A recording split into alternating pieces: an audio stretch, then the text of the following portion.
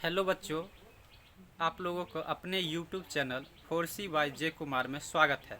आज हम आप लोगों को दो चर वाले रैखिक समीकरण पढ़ाएंगे कि दो चर वाले रैखिक समीकरण क्या होता है, इसका व्यापक रूप क्या होता है, इसके हल करने की विधियां कौन कौन सी है, इन सभी के बारे में हम जानकारी लेंगे। तो दो चर वाले रैखिक समीकरण पढ़ते हैं। तो दो चर वाले रैखिक समीकरण पढ़ने से पहले ये पढ़ते हैं, दो हो गया, ये आप समझते हैं। चर का मतलब क्या होता है, चर के बारे में पहले थोड़ा सा जानकारी ले लेते हैं। तो चर जो है आपका अंग्रेजी के अक्षर को चर कहते हैं।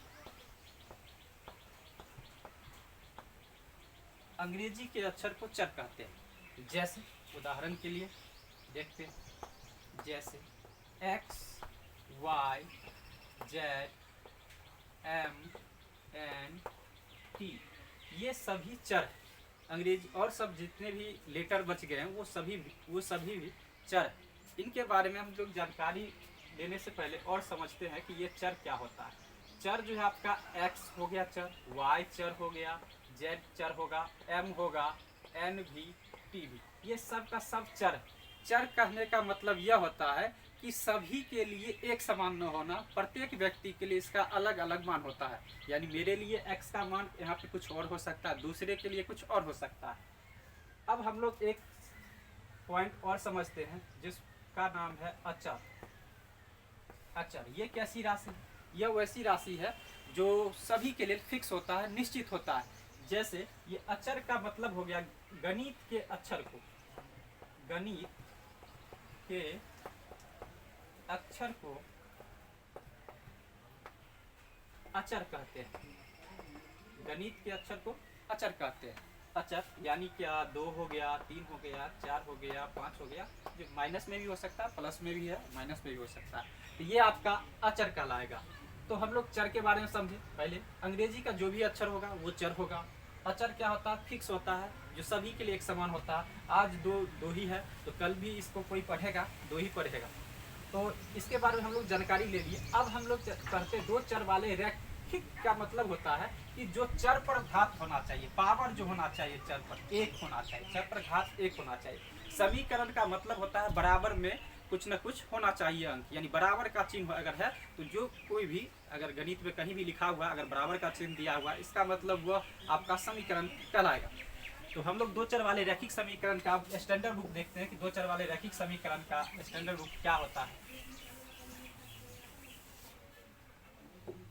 दो चर वाले रैखिक समीकरण का व्यापक रूप जो है a x plus b y plus c बराबर 0। दो चर वाले रैखिक समीकरण का व्यापक रूप हो गया आपका a x plus b y plus c बराबर 0। ये कई बार एग्जाम में पूछ चुका है कि दो चर वाले रैखिक समीकरण का व्यापक रूप क्या है। तो आप ये बात याद रखिएगा कि दो चर वाले रैखिक समीकरण का व्यापक रूप जो होता है a x plus b y plus c बराबर 0, जहां पर ए और बी जो है 0 के बराबर नहीं होना चाहिए। अगर ए और बी 0 के बराबर हो जाएगा तो दो चर वाले रैखिक समीकरण नहीं रह पाएगा। हम लोग दो चर वाले रैखिक समीकरण कुछ उदाहरण देखते हैं। जैसे ए के जगह पे कोई भी संख्या लिख सकते हैं सिर्फ 0 को छोड़कर। ए के जगह मान लीजिए रख दिए 2, तो ये 2x हो गया। बी के जगह भी कुछ भी रख सकते हैं सिर्फ 0 को छोड़कर, मान लीजिए रख दिया 5, और सी के जगह जो मन है वो रख दीजिए, मान लेते रख दिया 5।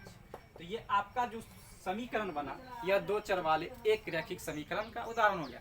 इसी तरह से कोई भी अंक रखकर हम समीकरण तैयार कर सकते हैं। जैसे 11/2 रख दिए, 11/2x हो गया, प्लस 7/5 रख दिए, 7/5y हो गया, माइनस में मान लीजिए 3 रख दिए, तो माइनस में 3 रखने के बाद बराबर में 0 रख दिए। तो ये भी आपका दो चर वाले रैखिक समीकरण का उदाहरण हो गया।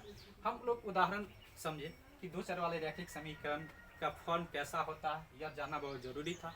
और आगे हम लोग पढ़ते हैं दो चर वाले रैखिक समीकरण के हल करने की विधियां।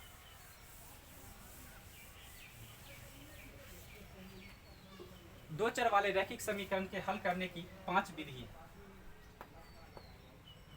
5 विधियां हैं दो चर वाले रैखिक समीकरण को हल करने की। पहला विधि है प्रतिस्थापन विधि, सब्स्टिट्यूशन मेथड बोलते हैं इसको अंग्रेजी में। दूसरा है आपका विलोपन विधि। तीसरा है आपका वर्ज गुणन विधि। ये 3 विधि जो है हम लोग एनसीईआरटी में पढ़ते हैं, कंटिन्यू इसी तरह से होगा। प्रतिस्थापन विधि पढ़ेंगे, उसके बाद विलोपन विधि पढ़ेंगे, उसके बाद वर्ज गुणन विधि पढ़ेंगे। इसके अलावा भी 2 है भारतीय भवन, अगर बुक से पढ़िएगा तो भारतीय भवन में 2 विधि और है। एक विधि का नाम है तुलनात्मक विधि। तुलनात्मक विधि। 5वां है अनुपात निर्णय विधि। अनुपात निर्णय। इन सभी के बारे में हम लोग डिटेल से जानकारी अगले वीडियो में लेंगे।